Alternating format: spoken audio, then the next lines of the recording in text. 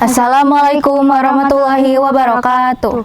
Perkenalkan, saya Akila Malaika Mawahib. Dan saya Kaila Zahra. Kami dari SMP Quranic Science Boarding School Al-Kausar 561 akan mempresentasikan hasil penelitian kami yang berjudul Strategi Pengenalan Keteladanan Raden Dewi Sartika melalui pengembangan media pembelajaran card game di Desa Cineam, Kabupaten Tasikmalaya. Raden Dewi Sartika merupakan seorang pahlawan yang memberikan contoh nyata peran wanita dalam memperjuangkan kesetaraan pendidikan bagi kaum Bumiputra. Sangat banyak nilai yang dapat diambil dari sosoknya. Namun, minimnya literasi terkait sejarah dan perjuangan Raden Dewi Sartika dapat membuat pudarnya sejarah dari generasi ke generasi.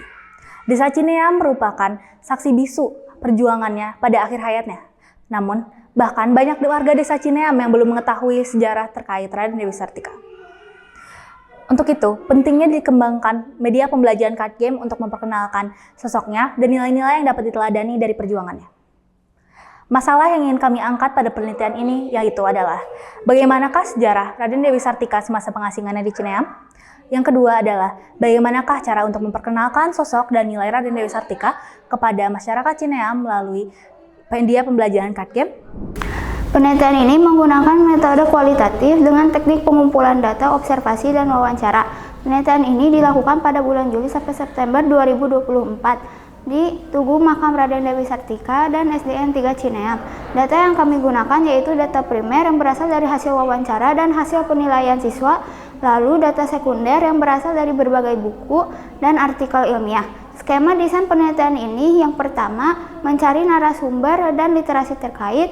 Yang kedua, pembuatan card game berdasarkan nilai keteladanan sejarah. Yang ketiga, sosialisasi card game pada siswa sekolah dasar.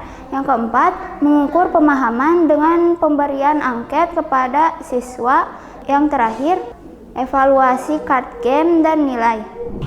Hasil yang dibahas pada penelitian ini terdapat pada data sejarah. Informasi terkait pengasingan Raden Dewi Sartika masih sangat minim dan terdapat berbagai versi. Saksi kunci di desa tersebut hanya tersisa 2 orang saja. Saksi pertama, Bapak Angkus Kuswana mengatakan, Raden Dewi Sartika di tahun 1941 datang dalam kondisi sakit dan sendiri, hingga ia wafat pada tahun 1947.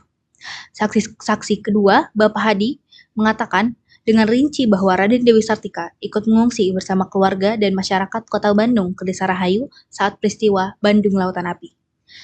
Desa tersebut dipenuhi oleh pengungsi, dan Raden Dewi Sartika tinggal di sebuah dusun kecil yang kini hanya tersisa tanah. Selama di sana, ia dirawat oleh Bu Haji Iti, seorang tokoh masyarakat setempat. Pada masa pengungsian, ia menjadi buronan tentara Belanda, sehingga warga setempat berjaga dan melakukan ronda untuk melindungi rumahnya. Setiap kali tentara Belanda datang, situasi menjadi tegang dan ribut. Raden Dewi Sartika akhirnya meninggal karena sakit. Ia dimakamkan dengan bantuan para tetua kampung, dokter yang merawatnya, serta tentara yang ikut dalam pengungsian. Setelah situasi kembali aman, anak-anaknya berkeinginan memindahkan makamnya ke Bandung. Sebagai penghormatan, bekas makamnya di desa tersebut dibangun tugu peringatan. Data literasi yang dapat lebih dipercaya dan dapat lebih dipertanggungjawabkan mengatakan bahwa Raden Dewi Sartika datang pada tahun 1946 dalam keadaan sakit-sakitan, namun ditemani oleh anaknya dan warga Bandung yang mengungsi. Lalu ia meninggal pada 11 September 1948.